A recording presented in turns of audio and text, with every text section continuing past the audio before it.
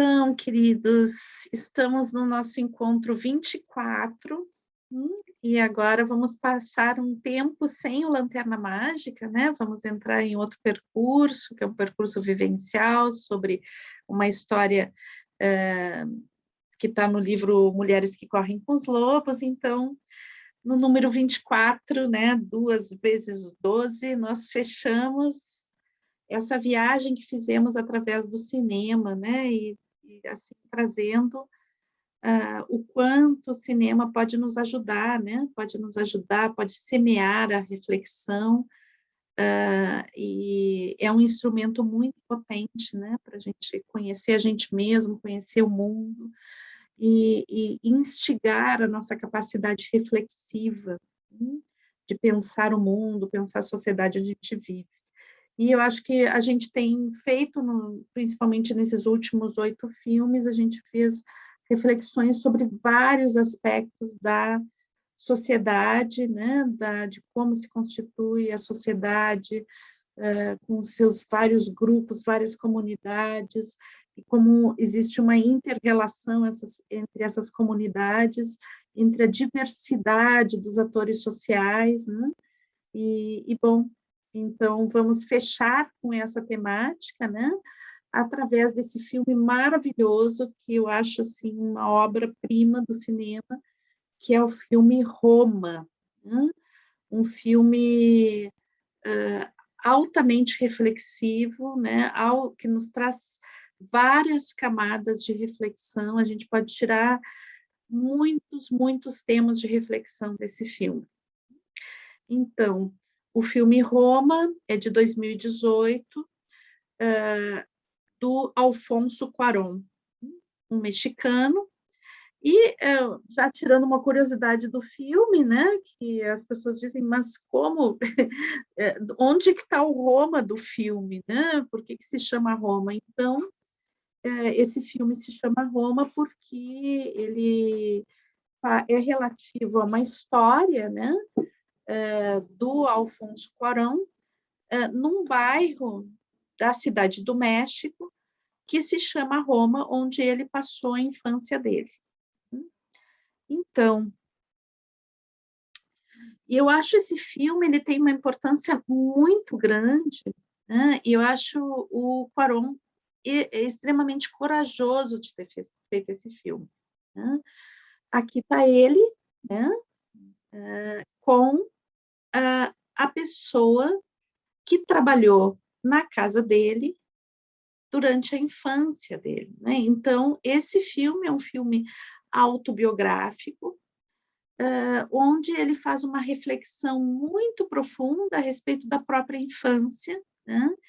E da situação social que ele vivia durante essa infância. A situação social que se dava num nível de intimidade da casa onde ele vivia, né? Então, acho que uma das coisas, assim, bem interessantes desse filme é que ele é um filme muito intimista, ele está dentro do ambiente doméstico, né? Então, ele vai falar de um determinado período histórico do México, e que esse período histórico tem a ver com a América Latina também, né? Então, uma coincidência desse período histórico com uma relação geral da América Latina e daí também do mundo, né? Mas como essa história do mundo, essa história que é macro, né? Que é de um país, que é de uma cidade, que é uma história global, ela incide sobre a história íntima, a história que se passa dentro das casas, né? E daí, então, o personagem central é a Cleo, né, que é uma empregada doméstica, e essas multifaces, né, desse filme, que vai tratar desde desse espaço microscópico, que é a visão, né, a forma como essa moça vê o mundo, né, e se comporta e se relaciona com o mundo, a forma como as pessoas da casa se relacionam com ela, né, e a função que ela tem dentro da casa, como, ao mesmo tempo, a gente está vendo, conseguindo fazer dentro do filme uma relação com muitos aspectos sociais a partir desse microcosmo. Por que eu acho corajoso o Cuarón ter feito esse filme, né? Primeiro, a gente tem que saber que ele dirigiu, ele fez a produção, o roteiro, né? Ele que escreveu o roteiro, então é uma história da vida dele, é algo que ele vivenciou durante a infância, né? E ele que fez a fotografia, então é uma pérola preciosa, feito quase artesanalmente, né? E é interessante porque, para elaborar esse filme, ele tinha uma série de fotografias da infância, desse bairro onde ele viveu, da casa, das pessoas da família, né? E ele, quando ele foi procurar os atores, né, eu vi uma entrevista com ele, onde ele diz assim que podia ser ator, podia não ser ator, tinha que ser era parecido, né? E esse parecido com essas pessoas não era só um parecido com as pessoas fisicamente parecidas, mas tinham que ter como um estado de ânimo, né, semelhante daquelas pessoas que ele se lembrava da infância. Então, e por que eu acho corajoso? Porque ele toca numa ferida, né, numa chaga social vivida por ele mesmo, né? Não é que ele vai falar de um estado de exploração, de uma pessoa dentro de um ambiente que ele olha de longe e vai falar sobre esse ambiente, sobre um fato histórico, não. É algo que ele vivenciou em primeira pessoa, sendo uma criança que era cuidada por essa mulher, né? Dentro de uma família que tinha uma estrutura semelhante a essa que foi retratada no filme, né? Com todos os seus conflitos, com todas as suas contradições. Então, nesse momento onde ele fala da Cleo, né? Que é a personagem central, a moça que cuida da casa dele, né? Cuida das crianças, cuida de tudo, em termos de organização da casa, ele vai falar do tipo de relação que se estabelece com essa funcionária, com essa descendente de índios, né, essa indígena, com essa mulher. Então, ele está falando de uma série de coisas, mas ele está se colocando num lugar de alguém que também vivenciou e fez algo. Então, eu acho que é um filme que ajuda, né? Deve ter ajudado ele a fazer uma revisão das suas origens e do seu papel no mundo também, em relação a todos esses fatores que eu estou colocando.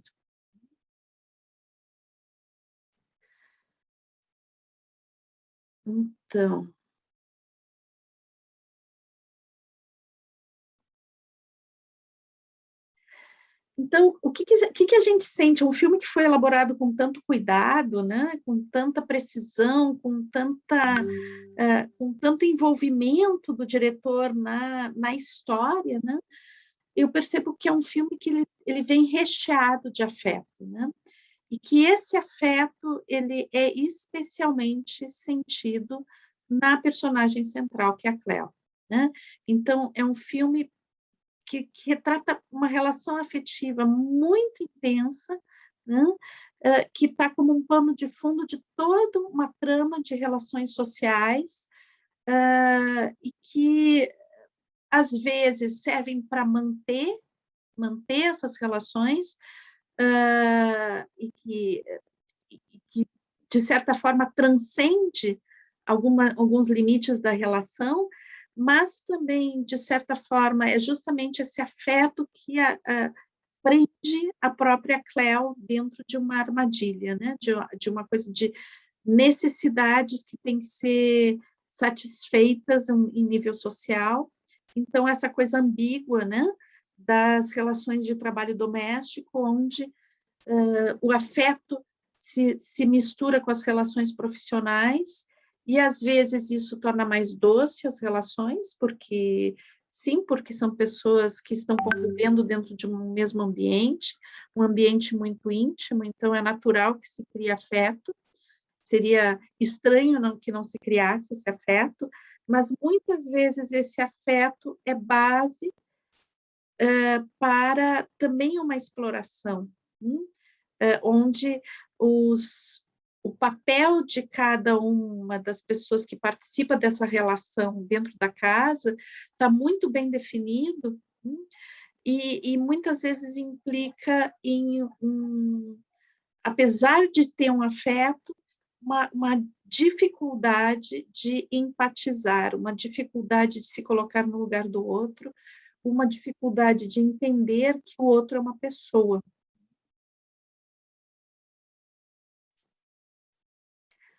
Então, nessa perspectiva íntima, né, que se passa dentro dessa casa, a gente vai ver, né, contada ao mesmo tempo que a gente está contando a história da Cleo, né, a gente está vindo a história da Cleo e da família, a gente está contando a história do país, a história do colonialismo, a história do racismo e a história de uma sociedade patriarcal. Esse filme está falando de todas essas coisas ao mesmo tempo, e aqui coloco para vocês, talvez de mais coisas ainda, né? Então, eu consigo vislumbrar essas coisas assim, numa coisa imediata, mas eu acho que a gente pode fazer uma infinidade de relações que estão acontecendo ao mesmo tempo na história.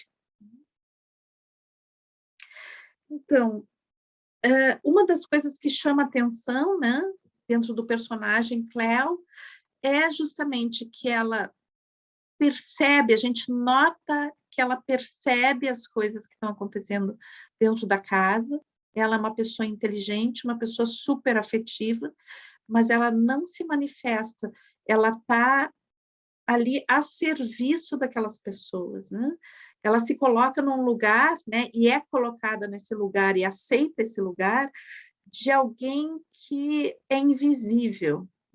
Então, é como se ela não tivesse necessidades, é só ela deve perceber a necessidade dos patrões, né? Mas ela em si não tem necessidades, ela vive em função daquelas pessoas, vive desenvolvendo uma sensibilidade em relação às necessidades daquelas pessoas, né? E é uma linha muito delicada, porque ela está dentro da casa, mas ela consegue estar disponível sem interferir, e ela acaba sendo também onde tudo de ruim é depositado, né? Então, quando algo não dá certo, né, é a Cleo que é a culpada, né? Então, isso fica muito claro com a história do cachorro, de lavar o chão da garagem, do cachorro que faz cocô, né? E bom, o cachorro faz cocô em continuidade, e teria que a Cleo passar o dia inteiro limpando e olhando se o cachorro está fazendo cocô ou não, né? Se ela quisesse realmente deixar aquilo limpo, né? Só que ela não era a profissão dela fazer só aquilo, né? Era cuidar de toda a casa. Então, esse marido, né, que chega e reclama que o chão está sempre sujo, que está cheio de cocô, que a casa está uma bagunça, e não reclama direto para ela, né? Reclama para a mulher, culpando a mulher, né? A sua esposa, de que a casa está daquele jeito, como se dizendo, tu não sabe coordenar bem as funcionárias, né? E daí todo esse rechaço que o patrão tem em relação à casa, a organização da casa, que depois a gente vai ver que encobre uma insatisfação com a própria relação, né, do casal. Isso é jogado pela patroa, que é Sofia, se não me engano, é Sofia o nome dela, não me lembro direito, é jogado com ódio, com rancor para a Cleo, né? Então, é como se ela fosse o depositário de tudo, ela é notada quando ela se faz visível diante da falta, ela se faz visível diante do que ela não fez. O que ela faz não é notado, né? É quando falta que ela é notada. a falta dela é notada, mas não a presença. Então, ela fica como um coadjuvante, né, dentro de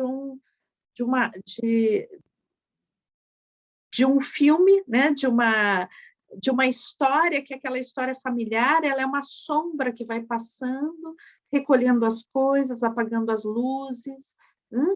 E, e daí, é interessante que quando eles estão assistindo TV, né, essa cena é muito icônica. Desculpe, pessoal, vou tomar um golinho de chá aqui, porque está me ardendo a garganta. Só um pouquinho.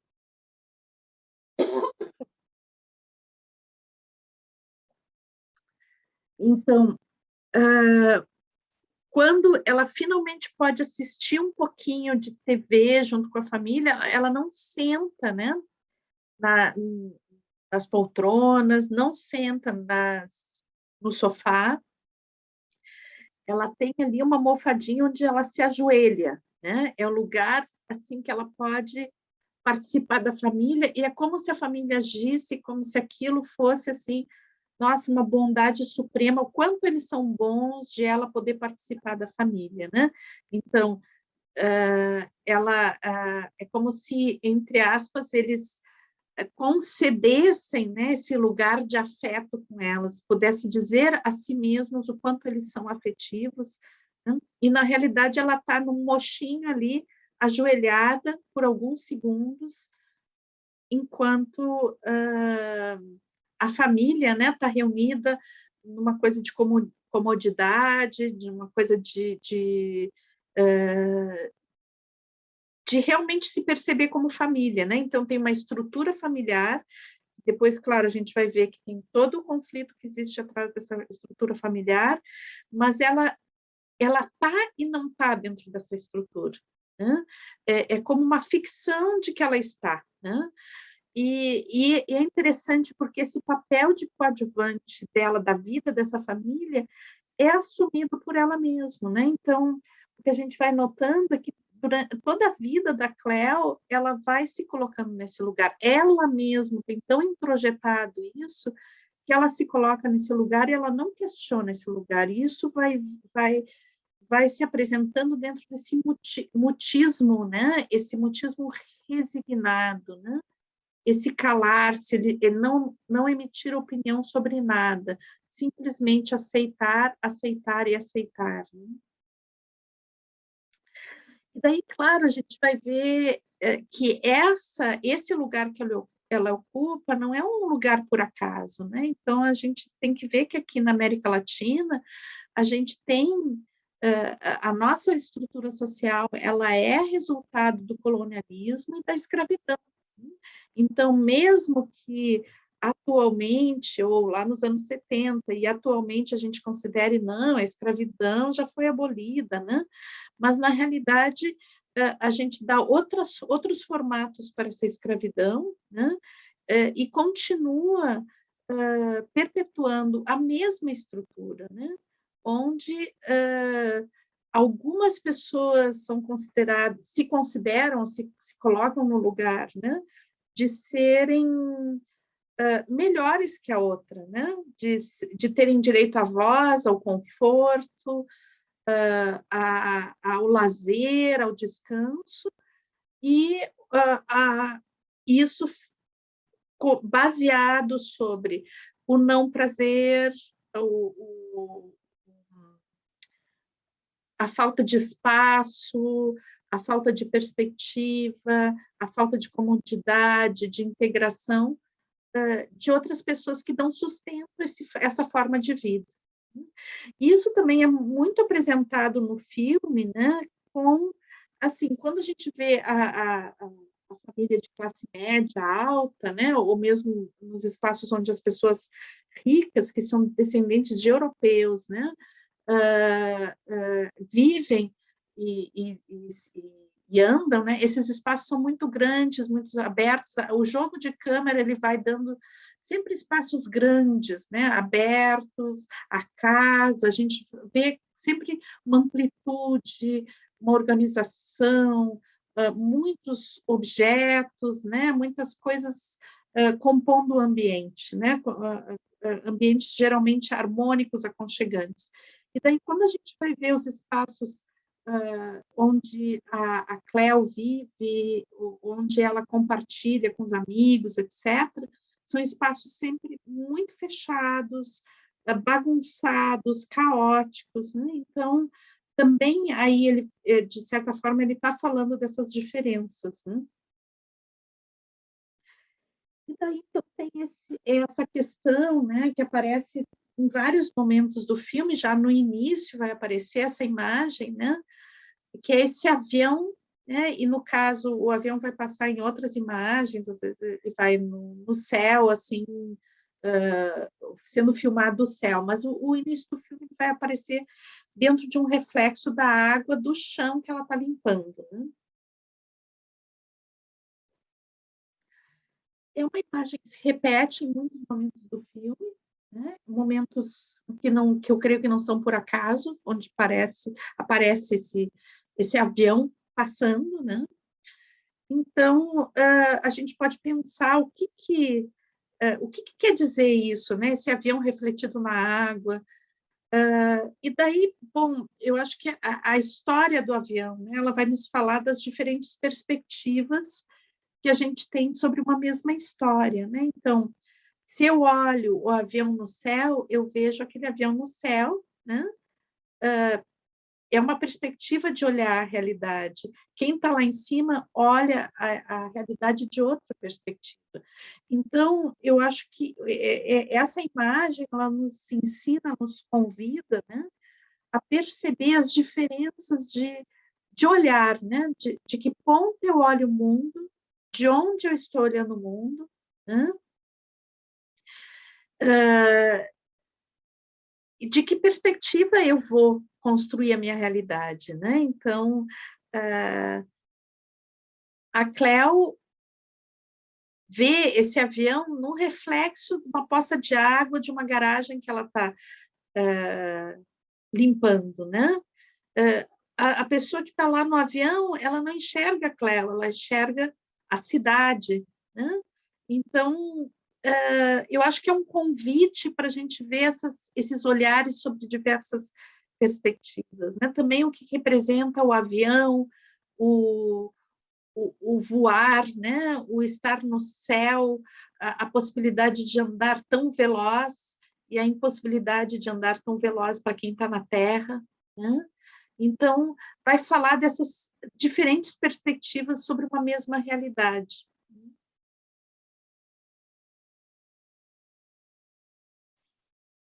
Então, bom, o filme ele vai se passar, né, na Cidade do México, nos anos 70. Então, ao mesmo tempo, ele está falando desse momento histórico, né? Só que esse momento histórico, a gente não sabe exatamente o que está acontecendo. É uma convulsão social, mas a gente não sabe exatamente o que está acontecendo, né? A gente tem notícias dessa convulsão social justamente por essa história íntima que existe, que está sendo relatada, né? Então, eu acho que ele também nos faz o convite de perceber que o que está acontecendo na sociedade tem um impacto direto dentro do que está acontecendo em cada casa, em cada vida, na existência de cada pessoa, né? Então, ele traz essa notícia de que nós não estamos separados, né? Nós, o que a gente vive constitui na pontinha de algo que está dentro de uma totalidade, né? Então, eu gosto muito desse cartaz do filme, né? Onde aquela cena, né? Onde ela quase se afoga, né? E essa mão que também quase se afoga no anonimato da cidade, né? Então, esses seres anônimos, né, que a gente vê, que desaparecem quando a gente está lá no céu voando de avião, né? Eles estão vivendo coisas muito importantes, eles estão vendo o mundo, né? Então, é como que a estrutura mais íntima, às vezes a gente não consegue perceber o quanto ela está sendo impactada, o quanto ela também está construindo história e o quanto ela é vivenciada enquanto histórica também.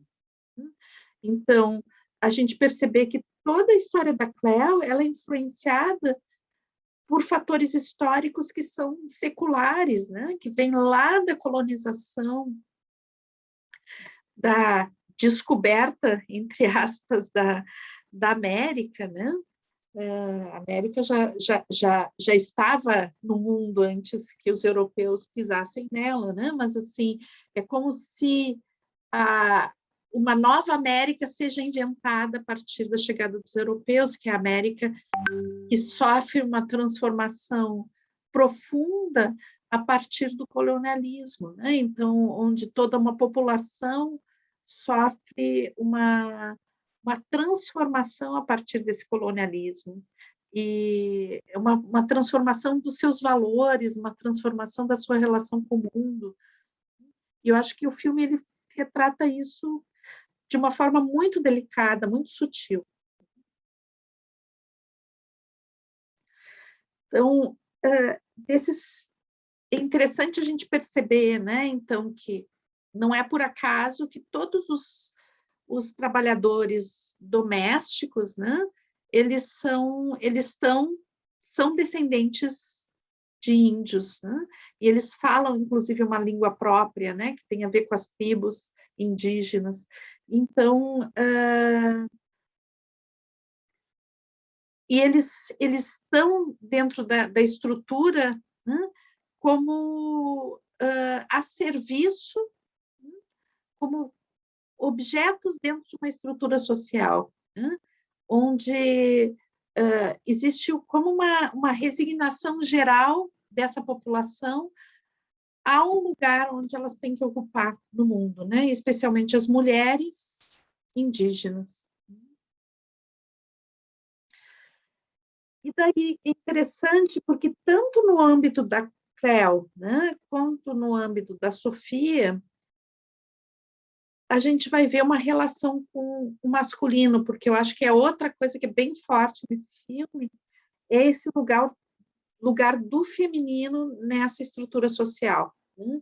Então, as relações com o masculino apresentadas no filme são relações onde o homem não consegue estabelecer uma relação empática, né? Não consegue ser cuidadoso, a mulher é super cuidadosa, o homem não consegue ter uma relação de cuidado, e, pelo contrário, tem uma postura super narcisista, egocentrada, né? Então, tanto no rapaz que a Cleo fica grávida, né? Com esse ex-namorado, né?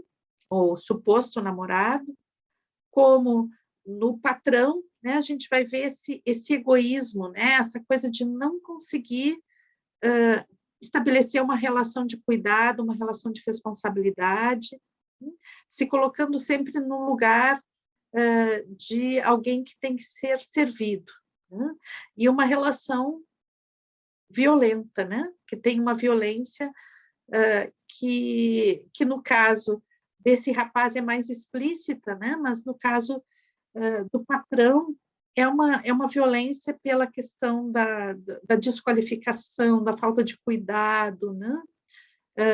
Do egoísmo. E eu acho que a Cleo, então, né, ela vai nos trazer essas notícias, assim, pelo jeito dela, né? Do que é a cultura de origem dela, né? Então,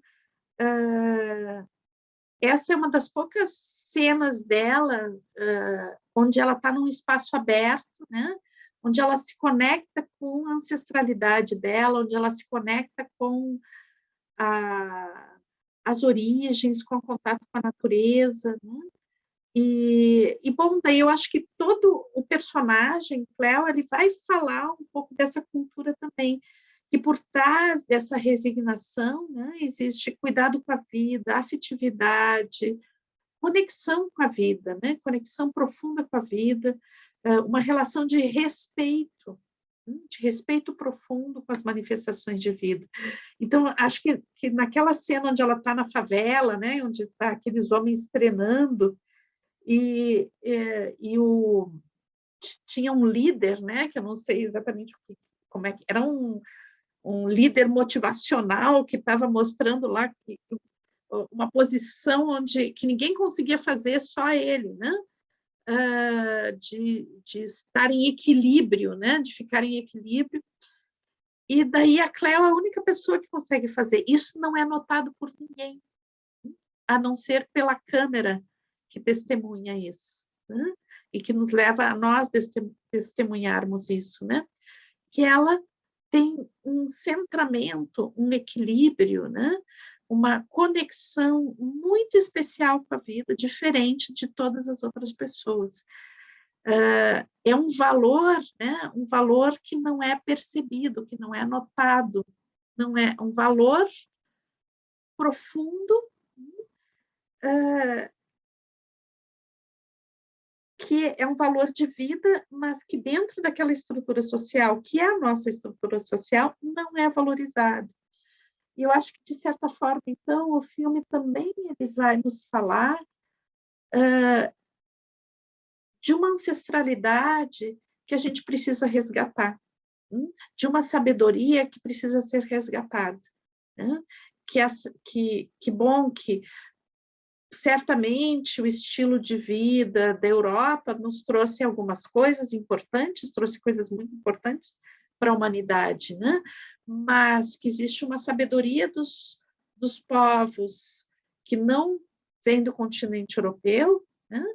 Que também são muito importantes e que precisam ser resgatados, né? Talvez até nesse momento que a gente está vivendo, até a gente fez um pouquinho um estudo no último, em relação à nossa última proposta vivencial, né? De ver toda a questão da nossa ancestralidade aqui do Brasil, né?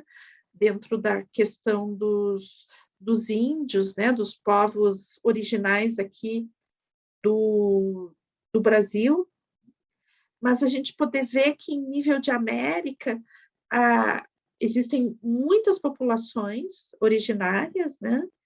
E que existe uma sabedoria, que talvez essas populações tenham mais condições de nos ensinar uma vida harmônica, uma vida de cuidado com a própria vida. Agora, claro que quando ela perde o nenê, né? Também isso tem esse nível simbólico de o quanto é violenta, né? A estrutura social que a gente foi organizando, em que a sociedade foi se organizando, que não permite essa valorização, né? Como se matasse realmente essa criança todo o tempo, né? Bom, e o resgate dela poder expressar essa dor, né, como uma possibilidade de uma construção harmônica entre mundos diferentes, de origens diferentes. Né? Agora, claro que para a gente fazer uma construção harmônica desses mundos diferentes, é necessário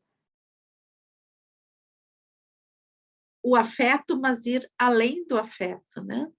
Atitudes concretas de transformação.